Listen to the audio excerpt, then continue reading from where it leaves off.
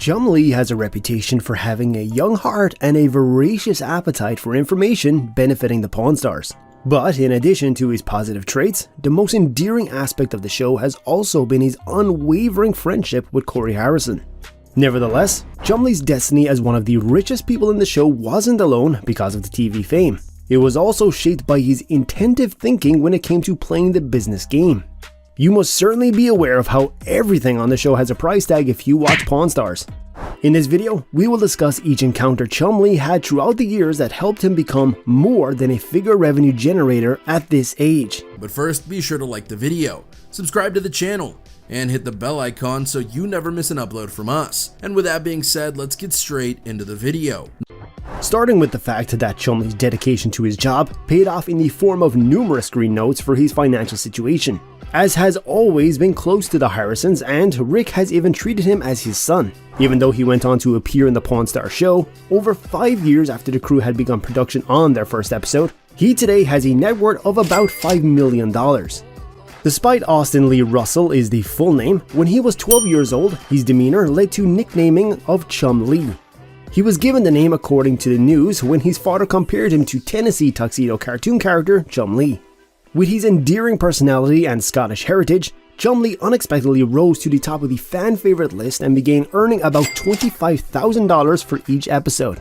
The star quickly accumulated his money because of his passion for classic pinball machines, automobile collections, and shoes.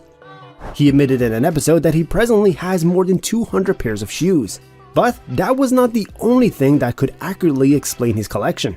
His expertise in skateboarding, video games, and Pokemon trading cards is more than sufficient to categorize him. Chumlee, who has been making progress with his humorous sense of humor since childhood, used to spend his time at Rick Harrison's pawn shop in Vegas.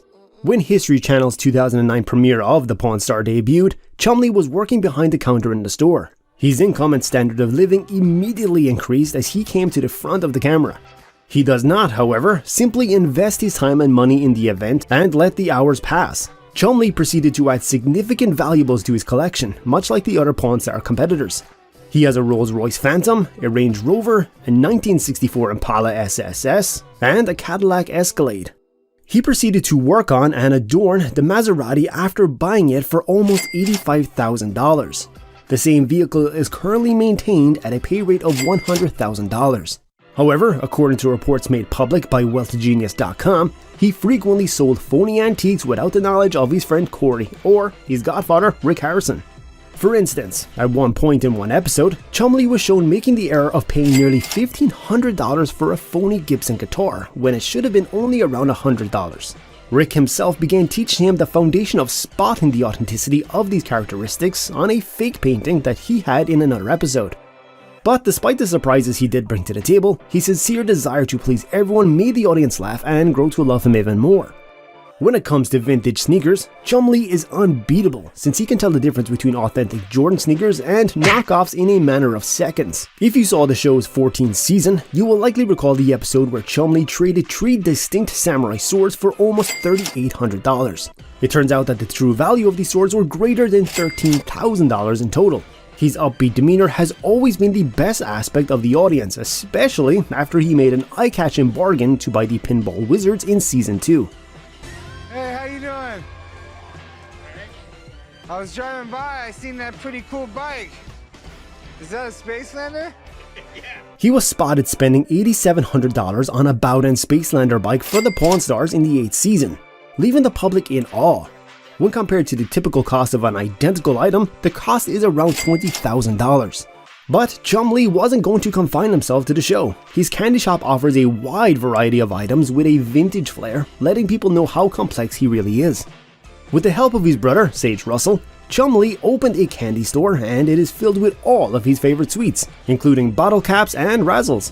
Chumlee knows just how to entice clients and make a fortune off of his inventions, offering candy cigarettes for a very easy charge of $2 and candy buttons for $1.97. When Chumlee discussed his thoughts on creating a spin-off series about his candy business in an interview with Looper magazine, conducted before the Pawn Stars' 18th season of the show premiered on television, he quoted, "I would do a spin-off show, but everyone says the grass is greener on the other side, but we love doing Pawn Stars. but it takes us about 7 months to film out of the year. I just don't know if there's enough in that candy shop.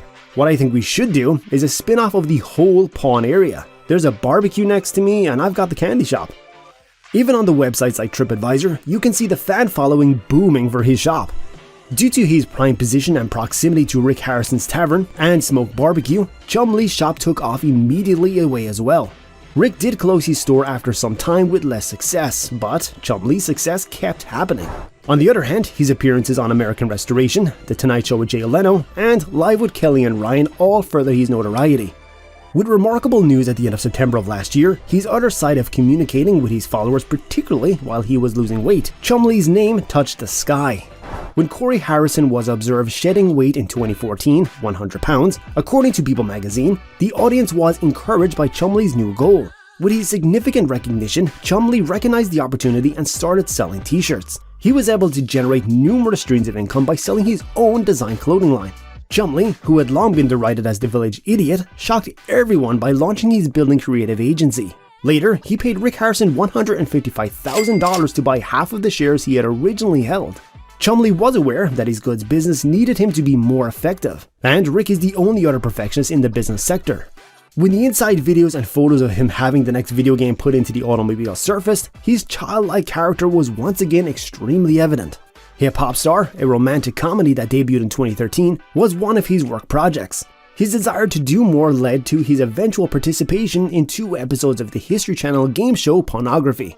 Later on though, his life would encounter some legal challenges, particularly in 2016 when his residence was swapped for an investigation into alleged sexual assault. The audience was shocked to learn that his home contains numerous firearms, Xanax, marijuana, and even crystal meth. Chumlee was thus detained for a day and later released on bond. But things got worse for him, as it was reported after 2 months that he had been charged with roughly 20 felonies related to weapons and drugs. He was last heard admitting his wrongdoing in exchange for 3 years of rehabilitation and probation. But despite all of this, his established reputation among viewers, particularly as a result of his hard effort on the show, never changed. Additionally, Chumlee sold the Las Vegas home he had originally bought in 2012 for $1.1 million in early 2019 for almost $1.375 million. The bargain does hold up for itself when taking into account and depreciation rate and other elements. He found that the 2-acre property, which includes a Chum Chum room of Chumlee, as well as a 6,200 square foot residence, was the tiebreaker. He also became the hip-hop DV for the clubs and bars in the Nevada city due to his voracious appetite for something edgier. If you know him, you already appreciate how passionate he is about hip-hop, especially deadmau5. Therefore, his mixing of hip-hop music seems like a fantastic way for him to make money. In the end, all of these reasons gave him the well to expand. Even more so when he was given his first concert at the Ghost Bar Day Club nightclub in Las Vegas. He persuaded the crowd to circulate the albums while also inviting Rick and Corey to the stage. As a result, the audience can be seen cheering Chumlee on as he mixes the softness of Nerf guns, Nerf basketball hoops, and Girl Scout cookies to play again.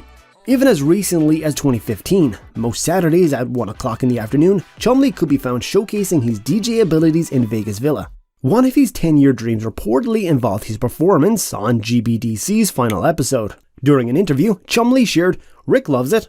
Corey's like, whatever. He's more interested in his motorcycles than anything, but I think he thinks it's a great idea. Old man, he just wants to know if he gets half of my DJ money." Now, which episode of Chumlee did you like the most when you watched Pawn Stars?